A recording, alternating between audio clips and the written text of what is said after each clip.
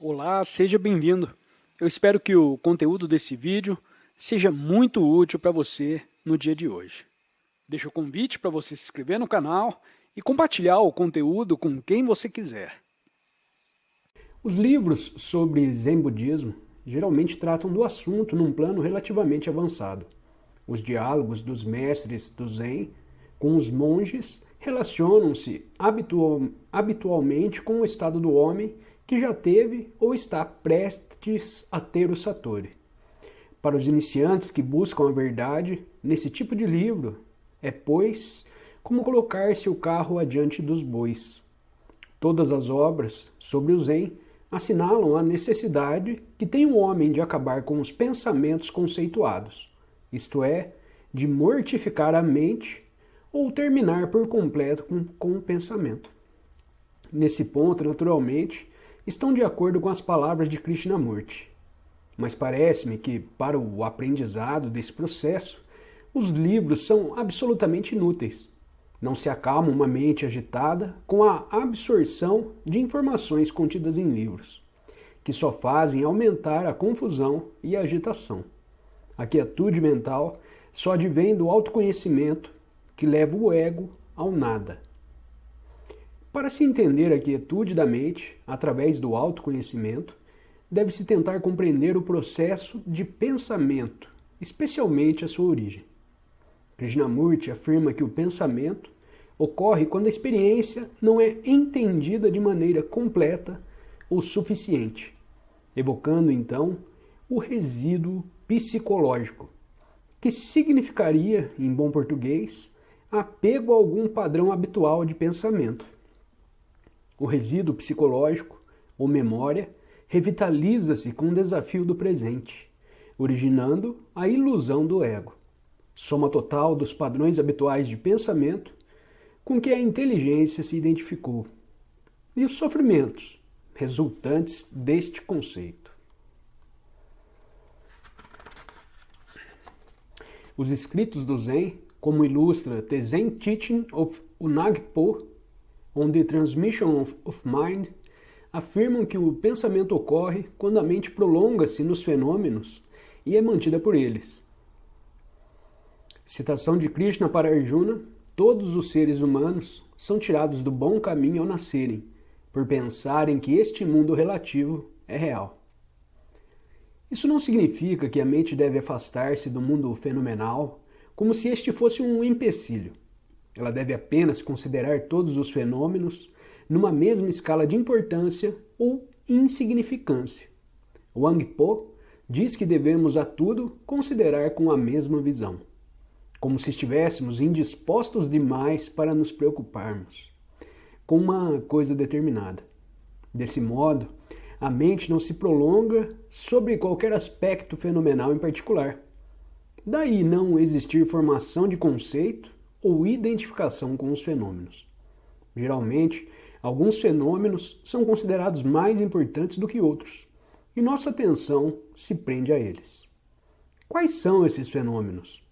Analisando este fato, constatamos que se trata sempre de fenômenos de alguma forma diretamente relacionados com a manutenção do ego, seja pela impressão de autoafirmação que dá ao indivíduo, seja pela ameaça aos mecanismos conscientes e inconscientes de autoafirmação. É natural que se faça neste ponto a pergunta: como surgiu primeiramente a noção do ego? Pela identificação. Por exemplo, sempre observo os fenômenos em sua interação com o meu corpo ou com a minha consciência. Eu transpiro com o calor, e neste caso, há a identificação com o meu corpo. Eu representa meu corpo. Vemos que o calor afeta e, aparentemente, causa o suor do corpo. Daí, supomos que são duas coisas independentes em interação. No Zen, por outro lado, não se estabelece a diferença. Os dois fenômenos constituem um único processo, pois o suor tanto é causado pelas características das glândulas sudoríparas, quanto pelo calor. Superficialmente, parece existir causa e efeito, Mas em termos mais profundos, é difícil perceber onde termina a causa e começa o efeito. Por outro lado, em qualquer experiência psicológica, como na experiência do agradável e do desagradável, existe identificação com um organismo físico-psicológico. Por exemplo, no caso de alguém insultar-me, haverá uma identificação com a imagem, a memória, que leva em minha consciência a respeito de mim mesmo e que eu prezo. A imagem é depreciada, talvez mutilada a ponto de tornar-se quase irreconhecível. Assim, eu sinto a dor. Nos dois casos, criei o eu e o meu. Ocorre o mesmo com o processo básico do desejo, que se desenvolve no seguinte sentido: percepção, contato, identificação, desejo, frustração ou satisfação. Assim, vemos que a revitalização do resíduo psicológico de Krishnamurti, o prolongar-se sobre o fenômeno de Wang Po e o processo de desejo e aversão constituem, na realidade, uma só coisa: a manutenção da falsa noção de ego através do mecanismo de identificação. Quando nos demoramos sobre os fenômenos, é porque temos a intenção de transformá-los. Com efeito, a memória não aceita o que é, mas quer interferir, usando o conhecimento que se fundamenta no passado. É assim que o agradável e o desagradável aparecem. Essa tensão entre o que é e o que não é constitui o sofrimento. Mas se compreendermos por inteiro esse mecanismo e permanecermos com o nosso sofrimento, arrostando como se fosse uma experiência completa, entenderemos que existe apenas essa tensão, esse sofrimento, mas não o sofredor. Porém, se desprezarmos ou reprimirmos o sofrimento, ou se dele tentarmos escapar, criaremos o sofredor. E assim, prolongaremos e intensificaremos o sofrimento. Nesse ponto já deve ter ficado claro que jamais poderemos ser livres enquanto não desistirmos do apego aos fenômenos. Uma vez livre dos fenômenos, não existe mais pensamento conceituado, não há mais consciência da existência do ego. A mente encontra-se em estado fluido e livre de bloqueios emocionais, ou seja, existe somente a plena consciência dos fenômenos, sem reprovação ou justificação, com uma avaliação em escala absoluta. Basicamente, portanto, é o fenômeno que nos prende, isto é, a ilusão de sua absoluta realidade. A mente deve observar o mundo fenomenal da mesma maneira que o feixe luminoso de uma câmera de televisão varre a imagem do mundo exterior e que nela se projetou. Outra citação, a recomendação de Takuan de não se parar a mente. Palavras de Takuan sobre o Zen e o manejo da espada. Não se movimentar significa não ficar com um objeto que é visto, pois ao ser visto, ele continua passando e a mente não se detém.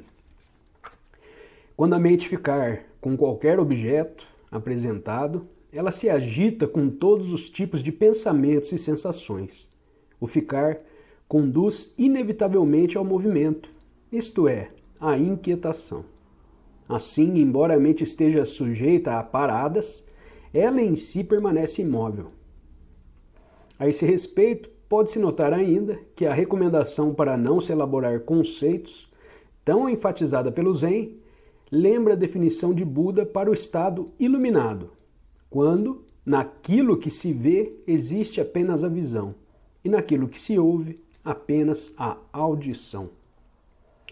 Voltando ao texto, só então podemos perceber uma imagem perfeita e verdadeira do mundo.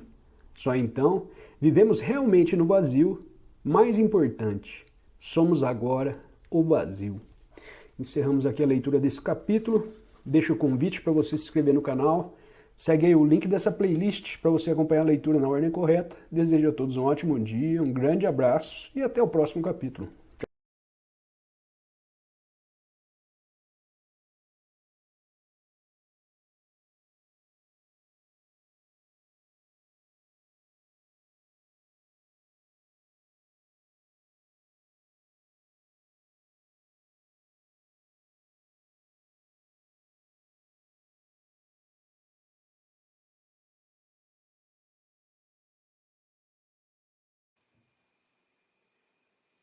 Obrigada por ter assistido a este vídeo e não se esqueça de se inscrever no canal e recomendá-lo, além de deixar seu comentário sobre o assunto para que possamos realizar um ótimo diálogo que nos ajude a compreender melhor o assunto. Tenha um ótimo dia e até o próximo vídeo.